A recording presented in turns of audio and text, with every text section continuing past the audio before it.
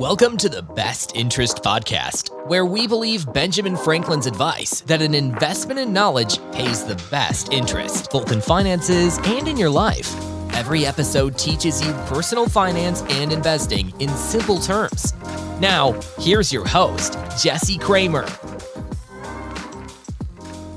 Hello, everybody, and welcome to episode 60 of the Best Interest Podcast. My name is Jesse Kramer. Got a cool episode for you today. We have on a pretty famous guest. His name is Nick Maggiulli. Nick is a writer and author, probably one of the biggest personal finance authors on the internet right now. Nick writes a lot about data-backed topics. His blog is called Of Dollars and Data. And so he focuses a lot on the numbers, but he does a really good job of mixing the numbers with some of the personal sides of personal finance, some of the psychological sides of personal finance. And before we get to Nick, we're going to talk about a topic today that really intrigues me. It's something I write about and talk about a lot. It's the idea of false proxies, and specifically false proxies that deceive your finances. A false proxy it's a misleading indicator, something that maybe doesn't align with the desired outcome that you thought it originally did. A quick and easy example might be engine sound being a false proxy for vehicle speed. While a sports car is both loud and fast, we've all seen junky, beat-up cars that are incredibly loud, but slow. Seth Godin is a very famous writer, and Seth Godin writes, quote, "We need proxies. You're not allowed to read the book before you buy it or taste the ketchup before you leave the store. We rely on labels and cultural cues to give us a hint about what to expect. We do judge a book and a condiment by its cover all the time." End quote. Proxies, like the proxies that Godin was talking about, the cover of a book, the label on ketchup, proxies are shortcuts. And when accurate, proxies are not only useful, but they're really vital. Proxies save us time, they save us effort, they save brain space, helping us attain desired results with just a fraction of the exertion. But false proxies can lead us down dangerous paths. Like I was saying before, a false proxy is a misleading or inaccurate indicator of achievement or progress or talent. You know, it could be some sort of metric or benchmark. It could be a societal standard that doesn't really align with the true purpose or desired outcome that we're seeking. Now, very famously, there's a really cool false proxy story that some of you are probably familiar with. It's the story of Moneyball, right? So back in the 90s, Billy Beane and Paul DePodesta, they had an epiphany as they were trying to guide the baseball team, the Oakland Athletics. They realized, Billy Beane and Paul DePodesta realized, that baseball talent and traditional talent analysis, it was full of these false proxies, relying way too heavily on subjective judgments and outdated statistics. And they realized a few simple, logical truths.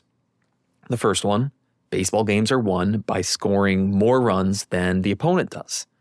Then the second one, the most important on-field metrics, therefore, are those that are most likely to add runs for your team or reduce runs for the other team. And some traditional baseball metrics were highly valued in terms of the way that teams were paying players to play for them, despite having very little impact on scoring runs or preventing the other team from scoring runs. So those right there, those were false proxies. It was a shortcut that everyone else was using because they thought that it led to more wins, when really the Oakland A's, the Moneyball guys, realized these are bad statistics. They don't really lead to more wins. These so-called false proxies incorrectly indicated the ability to win games. But other, more overlooked statistics that were barely valued ended up being very highly correlated to scoring runs and therefore very highly correlated to winning games. So what the Moneyball guys did was they avoided the false proxies.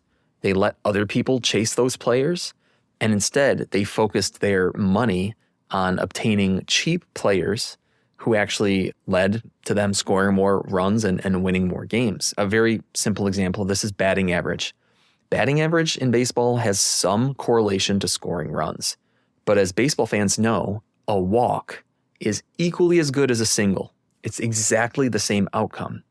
But walks are ignored by batting average. They're simply not included in a player's batting average.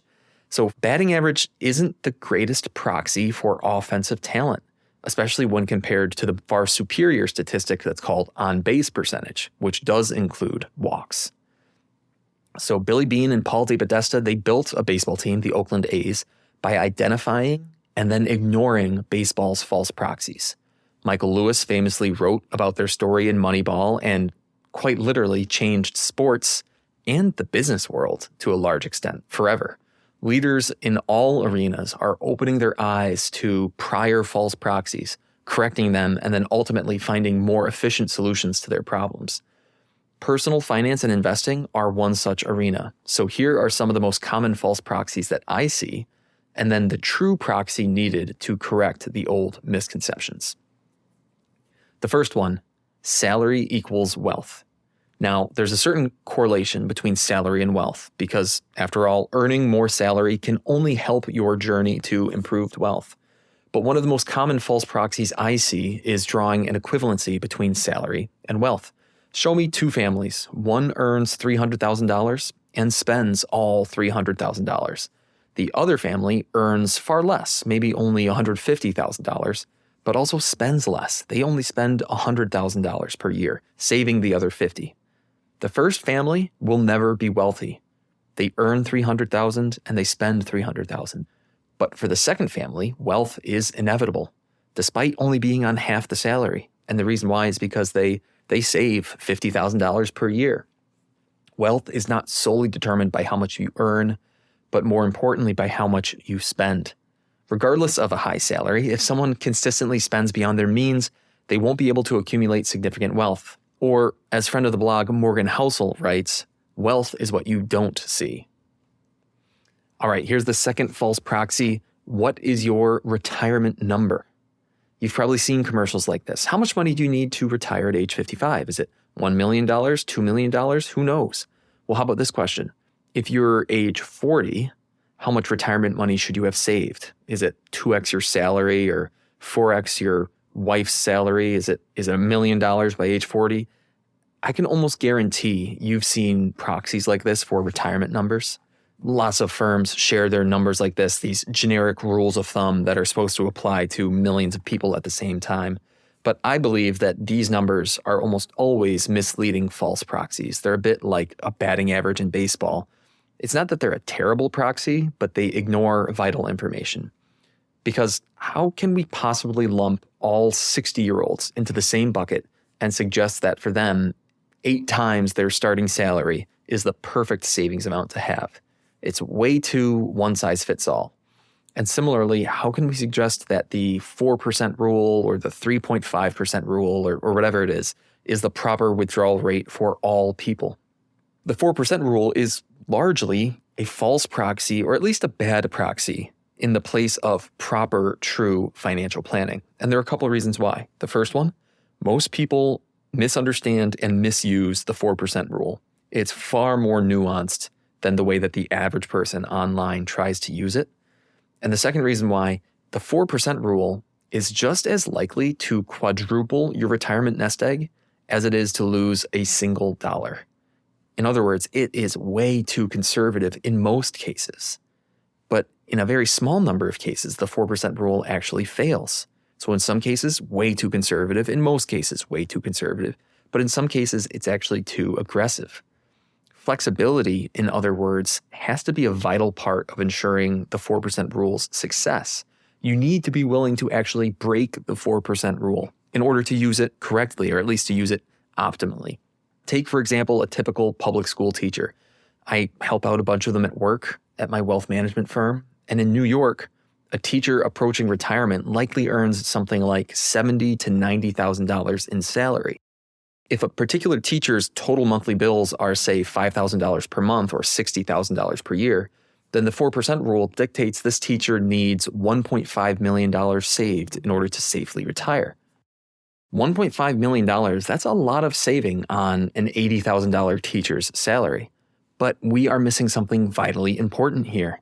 What about Social Security, for example? A teacher working a full career will likely retire with $2,000 to $2,500 in monthly Social Security payments. And we can't forget pensions.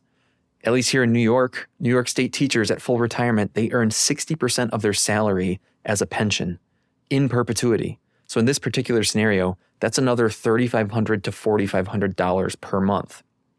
Combined, our teachers' fixed income, Social Security plus pension, is in the range of $5,500 to $7,000 per month, easily covering their monthly retirement spending needs of only $5,000 per month.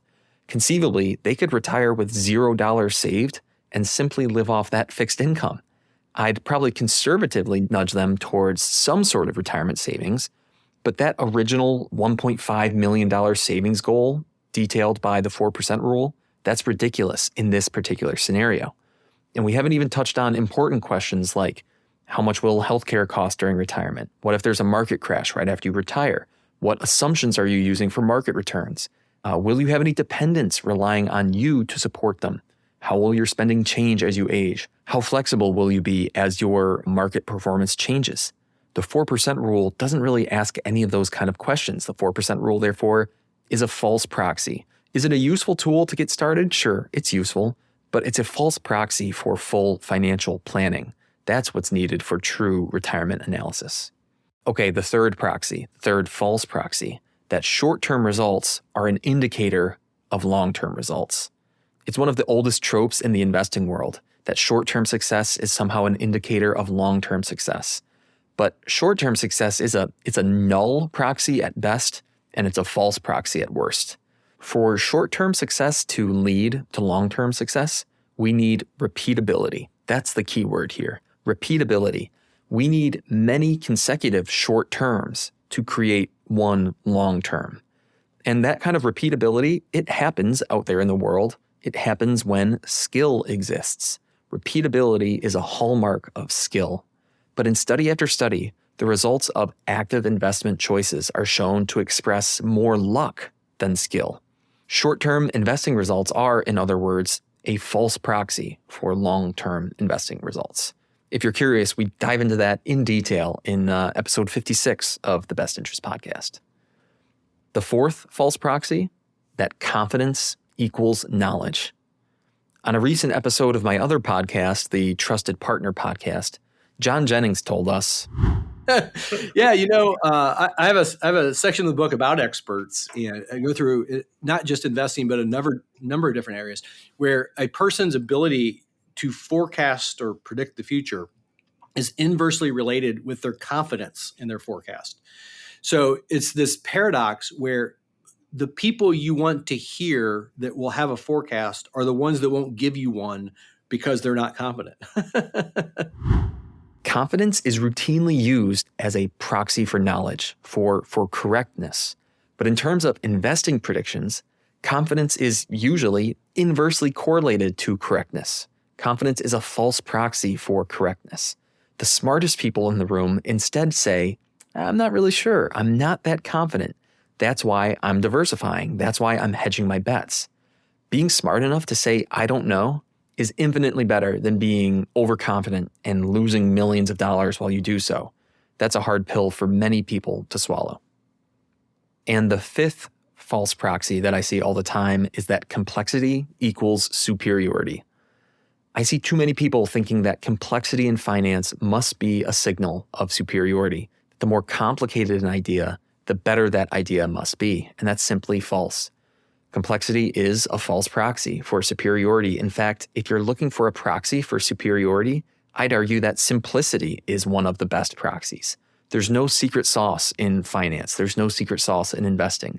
Simpler usually means cheaper, and cheaper is better. Take EBITDA, EBITDA, which every kindergartner out there knows stands for earnings before interest, tax, depreciation, and amortization. Kidding about the kindergartner joke. You kind of have to be in the finance or business world to have heard of EBITDA in the first place, let alone to know what it stands for. Well, it stands for, again, earnings before interest, tax, depreciation, and amortization. It's a earnings metric that businesses use. Now, EBITDA has been a hot metric used by stock analysts all over the world for, 10, 15, 20 years.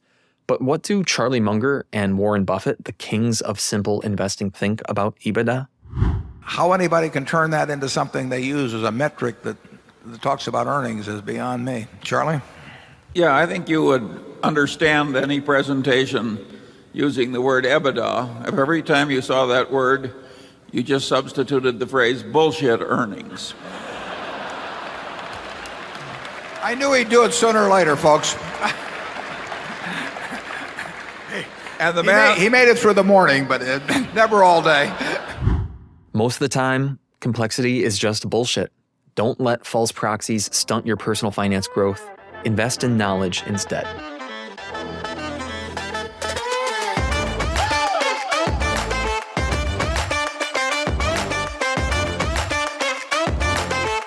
All right, and now we're going to bring on Nick Maggiulli as promised. Nick is a data scientist, a writer, and a personal finance expert. He's the creator of Dollars and Data, a personal finance and investing blog, one of the best on the internet, I may say. And Nick is also the chief operating officer of Ritholtz Wealth Management. Nick is also the author of the book Just Keep Buying, one of the most popular and influential personal finance books and investing books published in the last few years. All right, Nick, thanks for sitting down with us on the Best Interest podcast. You know, Nick, in your book, Just Keep Buying, I wanted to start with this quote. It's something you wrote. You said, "Those who know, do. Those that understand, teach." So you're right now one of the biggest personal finance teachers probably on earth, if we really look at it. So can you walk us through your journey from at one point when you knew nothing about this stuff to now where you have this deep understanding and you're teaching all of us?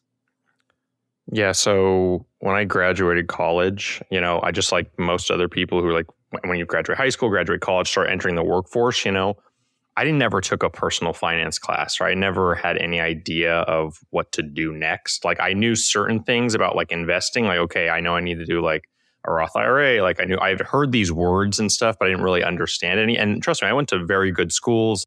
That wasn't the issue. It was just like we never got exposed to it and we were never really taught it. So I had to really kind of teach myself a lot of stuff. And I think that's what a lot of people end up doing. That's why they're listening to podcasts like this. That's why they're out there consuming content. Because if we had already learned this, like no one's learning like how to do long division. There's no like the long division podcast because that was taught to us, right? We don't have to sit around and like, how do you do it? What do you mean carry the one like that?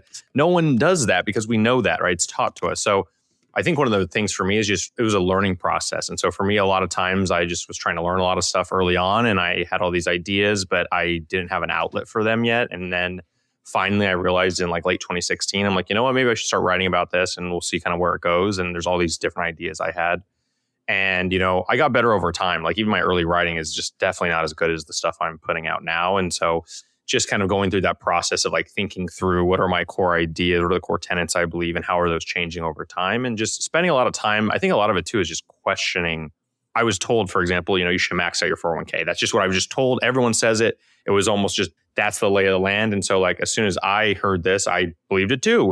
And then when I said, maybe like, is this actually worth it? Let's run the numbers. And like, depending on what assumptions it can be, it cannot be. And so I think that's the type of stuff I try to do is say, let's go back to like first principles in terms of like, what is actually true, and let's analyze those questions and those topics and then go from there. So that's my goal. And I think even the stuff I put in the book, one day some of that will be outdated, won't be good anymore because data changes, people change, we get more research and that affects things. So that's the idea here is like, I'm trying my best, but like if the information changes, I have to change my mind, Right. One thing you do really well, I try to do it. My hope is that others in our position try to do it too is, the rules of thumb usually are pretty good, but there's always an exception. And the more you understand where that rule of thumb came from, the more you're equipped to understand if the exception applies to you.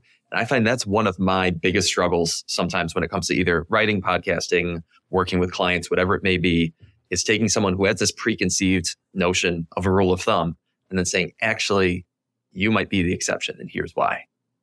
Do you find that? It comes across in your writing, I feel like. Yeah, that's a lot of this stuff, especially arguments on the internet. You're going to get arguments on Twitter are because of this stuff. It's because you'll say something like, most people with portfolios are oversaving, right? And I think that's generally true. Most people reading my blog, stuff like that, are probably oversaving relative. But then I'll be like, well, 40% of Americans don't even have a portfolio. I'm like, well, I said people with portfolios, but that gets missed, right? It gets kind of glossed over, right? And so like, yes, there's 40% of Americans that don't really save money, right? It's a rough calculus. You look at it, it's not great. But those people generally are probably not reading my blog. They're not my audience. I'm not saying that we shouldn't try to do things to help them, but that's a very different conversation than talking about the whole, this idea of die with zero, this idea of, maybe we're saving too much, maybe we should spend more and like try and live the best life now. Like there's like these trade-offs that people aren't talking about. And I think bringing these things up, these topics, which Bill Perkins done a great job with, and just kind of expanding on them, I think is useful because we always hear retirement crisis, you're not going to have enough money, you're going to run out of money. No one ever says your wealth's going to grow more than you could ever imagine. No one ever brings that up, but statistically, for those that actually have portfolios saving, doing well, that's the more likely outcome, at least based on history. Let's dive into that a little bit more. I can tell, Nick, in preparation for this interview, I've listened to a few other podcasts that you've done. I can tell you're a fan of Bill Perkins' Die with Zero. I haven't talked about it too much, so maybe we can start with just really a quick synopsis of that book. But then also, I know you have some awesome data that supports Bill Perkins' thought process as far as portfolios continuing to grow throughout retirement. So maybe we can segue into that topic too. Yeah, so Bill Perkins' main idea, and I'm trying my best to summarize this, is like most people, at least who are saving a lot of money, you're probably over saving and you end up dying with a lot of money. You actually look at the data of, people in their 60s, and I put this in the book. I can't remember the exact figures now. It's like someone in their 60s, the average bequest or how much they leave behind is like $250,000. In their 70s, it's like $300. In their 80s, it's like $350. It just goes up. It's basically you see it increasing, right? And so what that tells me at least is like people are dying with all this extra money that they didn't. You're saying, oh, I'll give it to my kids, but like by the time your quote kids get it, if you're 80, your kids might be in their 60s, it might be like late 50s. Like it would probably have been better to give them not $350,000 when they're 60. Maybe you could have given them $100,000 when they were 35 or 40, right? And that could have had a much bigger impact on their lives. And I've even asked people on Twitter this. I said, would you rather have this much money at age 30 or this much at age 40? And I'm going to compound it at 8% per year. And I've even done it where I lower the amount early. So I'm like, even if you got a 12%, 10, 15%, everyone wants the money earlier. Everyone wants it earlier. So we all want the money earlier, yet all of us are not going to give the money earlier. It's a very weird scenario where we're like, oh, no, I'm not going to give my kids, when they're 30, I'm not going to give them $100,000. No, I'm going to wait till I'm dead. And when they're, 55 or 60, then they'll get their $250,000, $300,000, right? Or whatever it is, right? And the numbers aren't what's important. It's this idea that there's all this wasted life energy is what he calls it, right? Wasted life energy. And I like that. And here's the funny part. I read that after I wrote Just Keep Buying. So if I had actually read that before, I would have maybe incorporated those ideas. And I think I had come to that same conclusion in a different way. I'd never heard his philosophy. I think his is a little extreme. I don't think we need to die with zero, actually. Like, I think it's kind of risky. However, I think he's directionally accurate. I think there's too many people who are on the other side of it. And so getting back towards like a die closer to zero or die with like half of what you expected to die with, maybe that's like the better way to go about it. And one of my favorite studies on this, Michael Kitces did a study, 60-40 portfolio using the 4% rule, standard thing, like over a 30-year time period, right? If you start with a portfolio of $1 million, the portfolio size doesn't matter, but let's just say you start with a portfolio of $1 million. After 30 years, using a 60-40, pulling 4% a year, you're more likely to have $4 million than to have less than $1 million, right? You're more likely to have quadrupled your balance than to be below your starting balance, right? And that's with you pulling money out and living 4% a year, adjusting for inflation, all the standard stuff, right? And so I think that shows like, oh my gosh, like it's much more likely that your portfolio is just going to explode in value than it is going to like go to zero, right? So, and people don't think about that. And I think it's something like 5 and 7 retirees are living on less than what their portfolio is generating, right? Of those that have portfolios, right? Mm-hmm.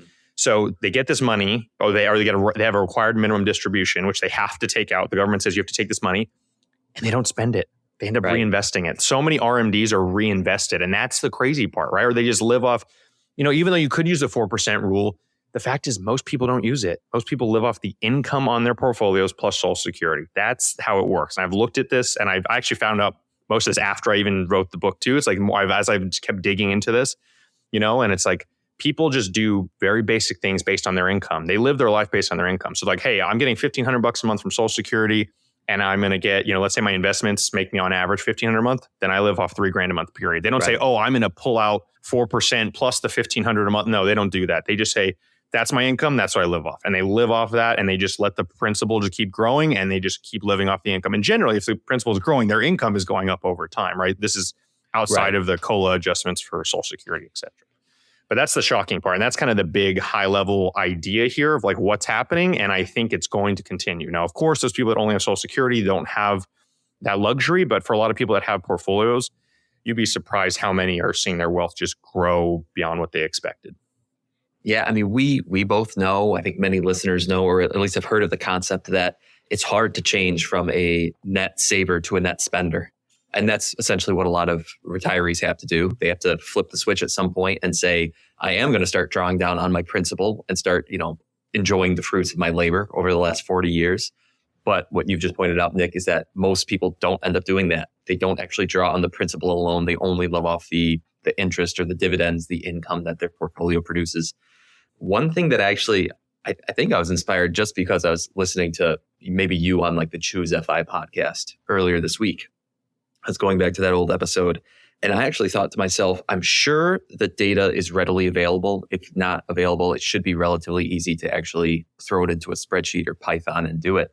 But I would want to see how, say, like that Michael Kitz's study, I would want to divide the 4% rule's historical results into like deciles. Mm-hmm. Because that, okay, the 4% rule, it's successful something like 96 or 98% of the time in the historical back test. So 2 or 4% of people run out of money, and that's bad. But then what about the other 96% of people? I mean, we know that the overwhelming majority of those 96% of people die with more money than they retired with, right? Yeah, so I don't exactly know what the numbers are. And it's not the number of people that run out of money, it's the number of time frames where you run out of money, right? So it's like if you started retirement in like 1928 or something, and then you went right into the Great Depression, and like there are certain scenarios like that, or you start retirement thinking like 1910 or something, and then by the time that the Great Depression hits, you're almost wiped out. Like there are these weird scenarios. I can't remember exactly which ones, but that's how that type of stuff comes about, right? It's usually like a very bad scenario going into that, right? So that's where it happens. So it would be like a whole cohort of people would be out at once. It's not like one person. So that's where those percentages come from. But yeah, I agree with you. Like, I don't know where those deciles are. And that's a great question. I mean, it's also, there's so many assumptions. Are you 60-40? Are you 80-20? Like what, right. What are treasuries going to pay in the future? There's a lot of stuff goes into that. But yeah, I think you're right though, in the sense that, you'd be surprised at how many people end up with more than their principal balance after, pulling 4% a year, which, depending on the size of your portfolio, could be a decent chunk of money. Now, let's go back to your book for a second. So Just Keep Buying before I even get to my question, was it the top selling investing book, or at least newly published investing book in 2022? It had to be close. I don't know I'm trying to think of what other investing books came out in 2022. Like there were some that I know of, but like I don't know if there was, technically like I was not the top selling investment book in 2022 because there's old books that were released Rich before. Dad, Poor Dad still exists. Yeah, Rich Dad, Poor Dad, This College of Money. All those outsold me easily. Yeah. But of new releases, I think it might have been. I don't know with certainty. I can't think of another book that came out. But there weren't that many investing books that came out. Like every year, there's not too many investing books that come out, at least that I know of, because like they're out. Maybe someone does it as like maybe it's very technical, it's very niche, like it's a very good book, but it's like, it's not for a broad-based audience like mine was, right? So that's something else to think about as well. It's like someone could put out like the best technical analysis manual and it sold a ton in like a very small little sect, and maybe that's a very good book, but we would never hear about it because we're not really looking for that. So that's another thing to keep in mind. But yeah, so it's done well so far. It's actually surprised me a bit how well it's done. And after writing it, I'm like, now there's so much stuff I'd add to it, right? It's like, there's got to be a second edition at some point, right? I want to add so much to it, especially all the stuff I've learned. And so I think it's an ongoing process. Coincidentally, though, I've heard you talk about this. It was released during one of the worst years for investors in a while. I mean, the 60-40 portfolio did not do well. Bonds had a historically bad year. And I saw some critics, I'm sure you saw some too, who said like, oh, Just Keep Buying. Of course, it's released in a year. It was a sign of the top. It was a sign of overexuberance and froth. But can you explain to our listeners why those critics actually have the exact wrong conclusion about the message, Just Keep Buying, and the smart long-term investing approaches in Just Keep Buying? Yeah, because they didn't actually read the book. They just read the title and come up with what they think everything is. Like, everything. They think my assumption is like the stock market goes up 8% a year every year, no matter what, which is obviously not true. I discuss this at length in the book, why there's many bad periods in stock market history. I know basically all of them, even the international markets. I could just ring them off if I have to and tell you. But like the point there isn't that like, oh, markets always go up, so you don't have nothing to worry about. No, it's like there are going to be very bad periods. There's going to be a bad decade. We could be in one possibly right now. Who knows, right? But like there are going to be very long periods where people are going to lose money. It's going to happen again. I guarantee it. I don't know when, but it will happen. And so just being prepared for that and just saying like, hey, even over the long haul, even over 5-year period, 10-year, 20-year periods, you will start to see, things turn around. Hopefully at some point. 5 years, not necessarily. 10 years, not even necessarily. But hopefully by 20 years, we start to see stuff turn around. And the other thing too is a lot of this is done in snapshots. Every time people talk about investing, they're always looking at a snapshot. So if you look at like the big example is Japan 1989. If you have a chart of that, you can be like, look at this thing. It's been 30 years. I mean, with dividends, it's technically above its high, but without dividends, like just the index level is so below its high from 89. So you're like, wow, that's over 30 years and you would have lost money. It's like not technically true. Also, that assumes you invested all your money at one point in time. You didn't buy over time. And so in the book, I actually show this. Someone who invested, I just did like $1 a day into the Japanese stock market since 1980. So I even went a little bit before the peak. I didn't just start at the peak. That technically would have made my argument even better. But even before the peak, you start that and you would see that like that person technically right now has made money. I mean, they haven't made a lot of money, but they've kind of kept pace with inflation, barely, And so one of the worst markets of all time, Japanese stock market since 1989, and yet you kept pace with inflation or pretty close to it, right? And so that's my counter. It's like, don't get me wrong, there's a ton of risk. And yes, there was a lot of better options, but like even in this nightmare scenario, right, you still could have done okay.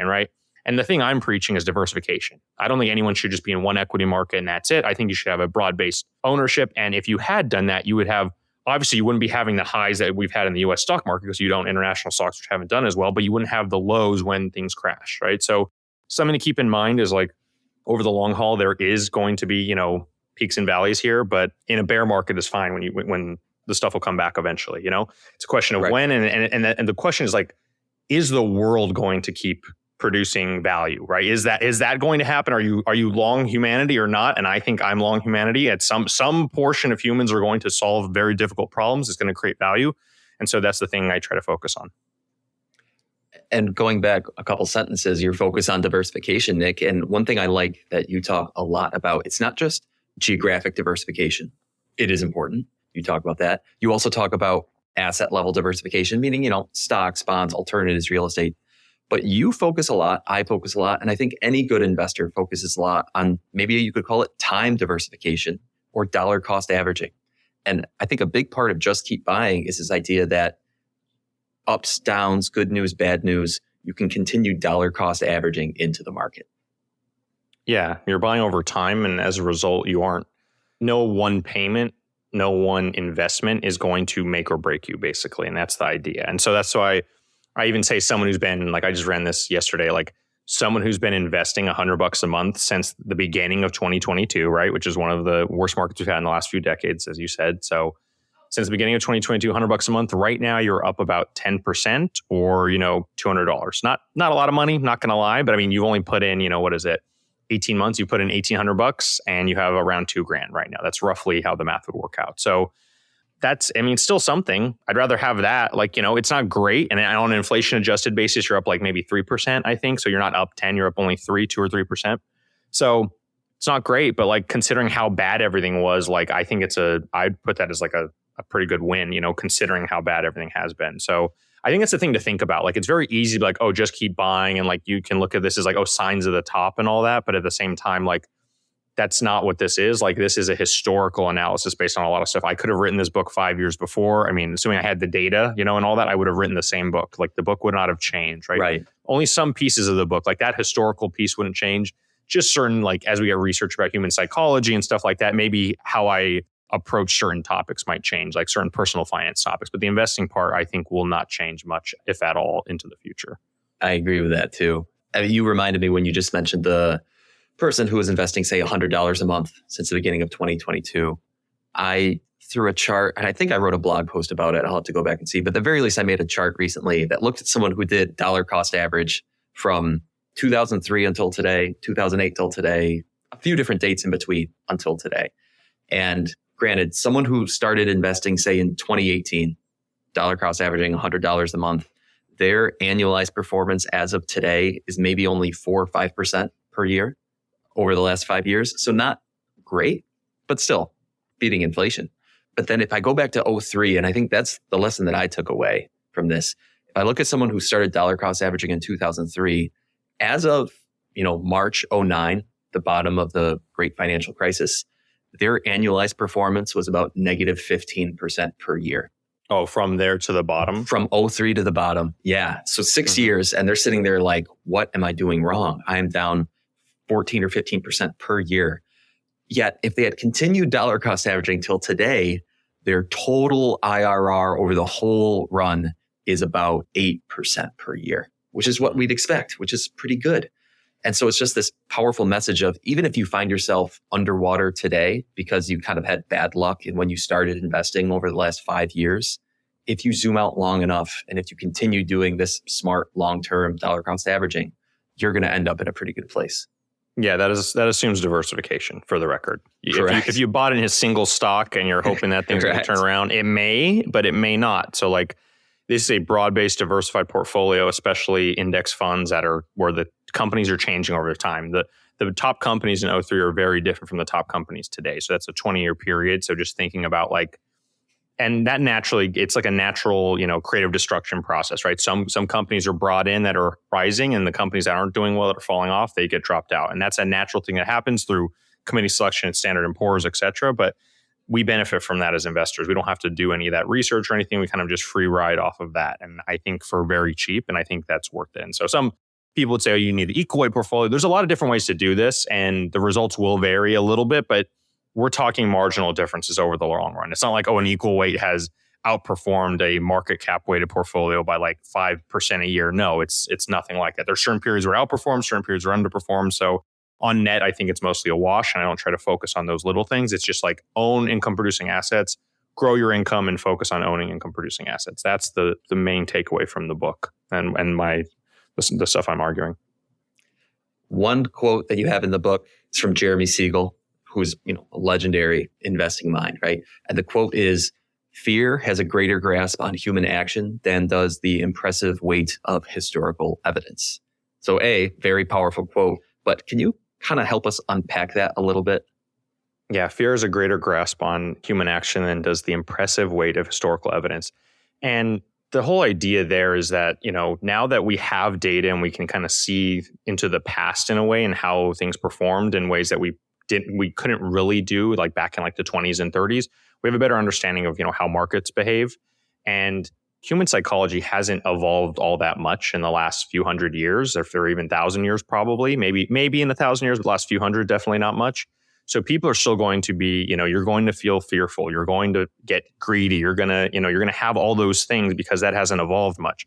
But the data and the evidence has moved very quickly, right? And so seeing that difference and realizing hey, you're going to feel afraid and that's fine. But realizing that evidence and looking at what's happened in history, that's a better guide to the future than your brain and its evolutionary, operating procedure. How you stand, your standard operating procedure as a human is not the best way. It doesn't work as an investor. We weren't made to be long-term investors. We really were not. Humans, if you think about us and nomadic tribes and things like that, we were looking maybe a year in advance, thinking about seasons and stuff like that. We weren't saying, I wonder if this corn was going to be 20 years from now.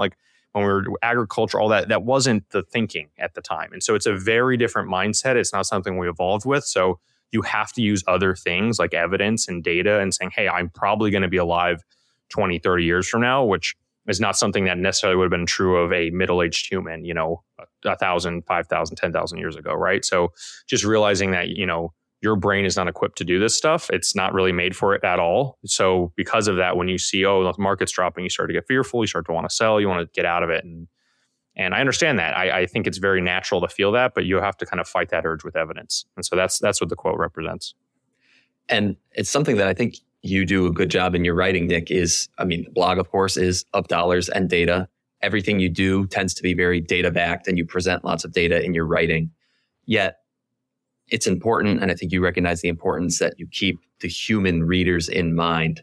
So I'm just curious, do you use any sort of filters or thought processes when you're writing to make sure that the advice you give is not only applicable and backed by data, but just executable by our sometimes irrational human minds?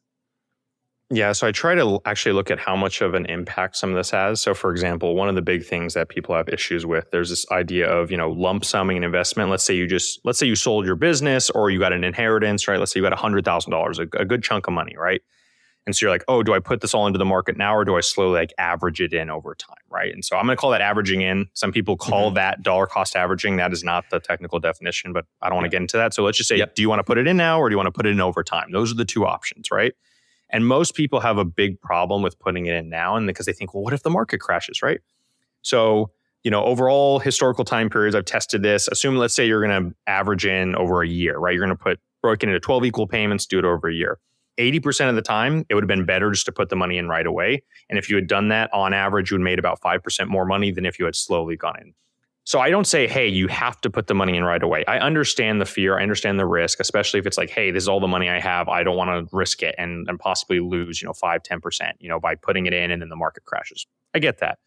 But just realize those are the trade-offs you're making. Statistically, you're likely to lose 5%. And you're saying, what do you mean? You're not going to lose the 5%. You just don't get it because you slowly waited in. It's an opportunity cost. It's not a real cost that you bear, but it is a cost that exists. So that's one thing to keep in mind.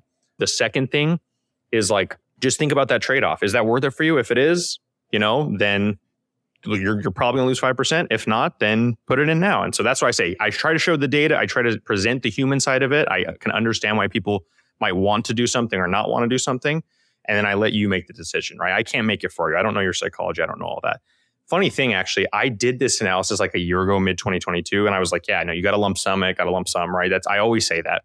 And through now, if you had lump sum versus doing it broken up something over 12 payments from July 2022 to June 2023, you would have been down about 5%, right? So it's roughly it's just by chance, the historical average, if you'd lump summed last year in July 2022, you'd be have about 5% more money than someone who just took that and just slowly weighted into the market. So I guess it would probably be a little less than that. Maybe it was only 4%, maybe 3% because of treasury yields have come up a little. So if you were investing that side cash, it would be a little bit lower than that. But still, it's pretty close to the average. And it's funny that it fits that model that I use. And I'm just yep, 5% a year. If you want to take 2 years to do it, to average in the market, 10%, right? 3 years, 15, right? You can that's roughly equivalent to how much you're going to lose the longer you take to get into the market. But yeah, it's just tough.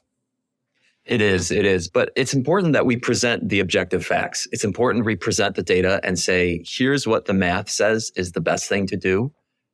Readers, listeners, clients, whoever, how do you feel about that? Because your other options, which are suboptimal, here's what the other options are.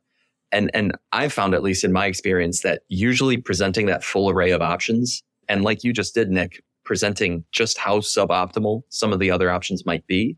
Is it a minor difference or is it a significant difference? That's important too.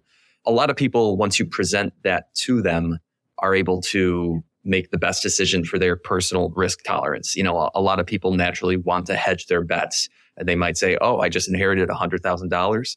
Well, I'm going to take $50,000 and lump sum it today because that's what Nick Maggiulli told me to do. Then I'll take the remaining $50,000 and split it over the next 6 months just because that's going to help me sleep at night. So I think it is important that people should understand the math behind these decisions. Yeah. So in that example you just gave, I would be that's completely fine. And let's just do the math on it, right? So they're going to take let's say they did 100,000, they broke it over 6 months, right? So the expected underperformance in a typical year would be about 2.5%, right? Because that's our 5% a full year, doing half a year, so 2.5%. But now they just put 50,000 of that in up front. So now we've already half the capital is invested. So you only have to look at the other 50,000. So really that 2.5% is only on the 50,000, not on the full 100. So now we're really on the 100. We're only at 1.25% of expected underperformance. So once we get through that, we're it's a percentage point. It's not going to matter if that's going to help you sleep at night, lose the percentage point. That's what I'll say to people, especially 6 months, or I'm going to do it over 3 months. Okay, do it over 3 months. It doesn't really matter. It doesn't make a difference. Just like when people say, Nick, should I max out my 401k earlier in the year? What if I just put all my money in my first 4 paychecks or 5 paychecks? And wouldn't that be better? Statistically, yes, it would be better. But how much of a difference does it yield you over the course of a year? It's a couple percentage points. It's not a lot. Right. And I'm not saying that those don't matter. They can add up, especially if you do that every year for 20 years. But it's one of these things where you're probably stressing and overanalyzing something. I think all that time you're spending on that, you could go and start a side hustle and you would make way more money and make way more returns than like, if you're a billionaire, that type of decision matters. If you're working with like a typical retail person, the amount of money you have, that decision, those percentage points don't add up to enough money compared to what you can do with your labor. So that's just what I try to keep in mind for most normal people, retail investors like myself. Right. Like there's a famous idiom or saying about worrying too much over pennies and missing out on dollars. Yep. I forget what it is, but essentially that's what we're saying here is that it is very possible to fret way too much about the little things. And then just, you miss the forest for the trees, essentially. Yeah. So Nick, you mentioned bequests earlier. And then I think on some other podcasts, I've heard you talking about that you like to work out a lot. You've mentioned some data before I've heard in regards to an hour of working out earlier in life is correlated to, 6 or so hours of longer life in the end. And maybe that comes from like a Peter Attia type. So maybe can you dive into a little bit about this intersection of wealth and health that you sometimes write and talk about? Yeah. So I think there's actually some research I found, while I was doing, looking into the book and everything. And it showed that one of the reasons why at least Americans oversave, I think, why you don't really see the same behavior in a lot of the rest of the developed world is because our healthcare system is so expensive. And so people are really worried about a very adverse health outcome that ends up consuming most of their wealth. And so that is a legitimate pushback and a legitimate like, hey, Nick, that's why I'm oversaving. Because if something happens to me and like all my money gets wiped out, I could die, right? In the US, it's one of these things where like this could happen, or I could go into tons of medical debt and it would really affect my family. That is a fair response. And that is the only response I've heard that was anti-die with zero that makes sense to me. My counter to it is like, okay, you know how you counteract that to the best of your ability? Of course, we can't stop everything. If you get some crazy brain tumor, like there's certain things that we can't control for every variable, but at least a lot of the diseases that kill most of the people here can be, I'm not going to say you can't prevent them, but you can push them off. There is some data that you can push them off for most people, right? And we're talking about heart disease, we're talking about cancer, we're talking about neurodegenerative stuff. Obviously, there's some genetic components there, but like for a lot of this stuff, it's lifestyle factors. And so one of the things I talk about, like instead of saying, oh, I need to save more money so I worry about a health outcome, it's like, no, instead of doing that, try and focus more on your health today. And so I think what the stuff that Peter Attia is doing, his book actually just came out, Outlive, really good book. I recommend it for everyone. Bought it for all my friends. First time I've actually ever done that. I literally bought like 20 copies. That's awesome. Because I think this is worth more than just like monetary stuff, like getting rich and all that's very superficial. Like living longer and healthier, especially living healthier, I think is more important. And so the idea is like every hour of exercise, assuming you do this and you keep this up over your life and you actually look at how much expected you can extend your life, it's about every hour gets to about 6 hours. Now, that doesn't mean linearly. So I'm like, oh, if I work out 4 hours a day, I'll live forever. Live forever. That's not how that works, right? But it's this idea that like, basically all the time you spend working out isn't just like lost time. It's like, oh, you work out just so like if I spend all this time working out, I have to spend all my time working, like all that extra time I earn, I'm doing it to work out. It's like self-sustaining yourself, but that's not what it is at all. You're actually gaining more time because you're going to live longer because you're healthier. And so exercise is like, it's a huge thing I promote, and it's not something I talk about a lot on the blog, but given the stuff I've learned from Attia and just reading a lot of other things on this, it's just a no-brainer to me. It's like, how do we solve this problem of oversaving? How do we solve this problem of, I didn't save enough money? Like, I think my argument for people now, I used to say, oh, I didn't save enough. What should I do? It's like, okay, like work harder, get catch-up contributions. No, my advice now is like, start hitting the gym. Like start really taking your fitness to the next level. Why? You can, by doing that, your health will be better for longer, right? In expectation. And then you can work more to make up for those savings you didn't make when so let's say you just wasted your 20s. You didn't save a single dollar. In your 30s, start working out, start getting your health right so you can work in your 60s, right? Instead of saying, oh, I have to retire at 65 because I can't do it. Or maybe you can work even into your 70s if you have to, right?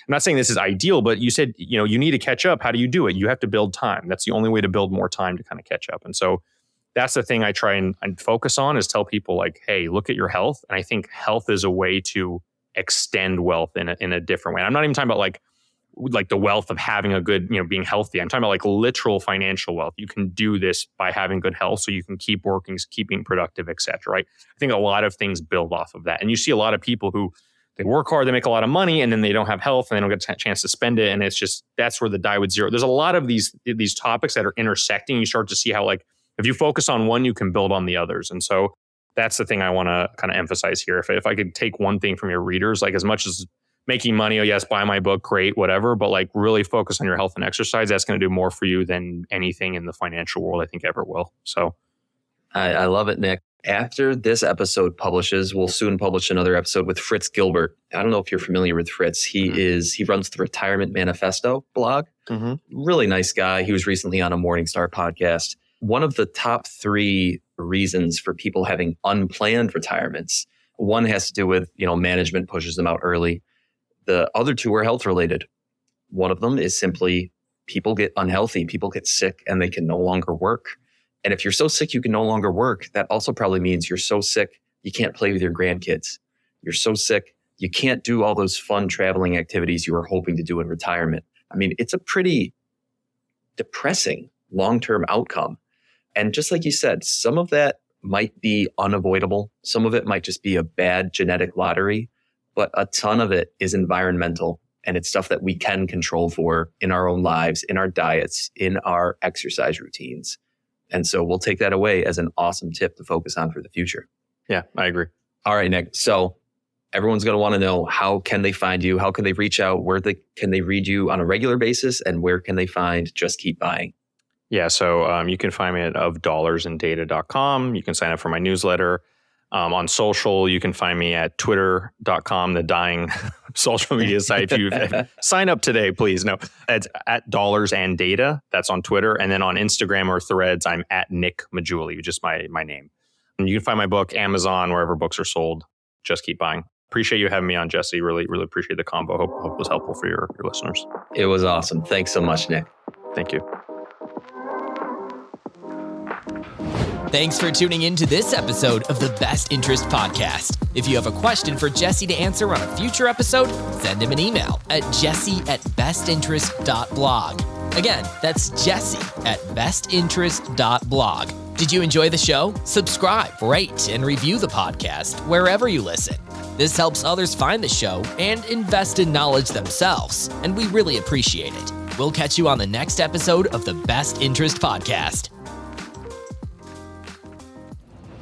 The Best Interest Podcast is a personal podcast meant for education and entertainment. It should not be taken as financial advice and is not prescriptive of your financial situation.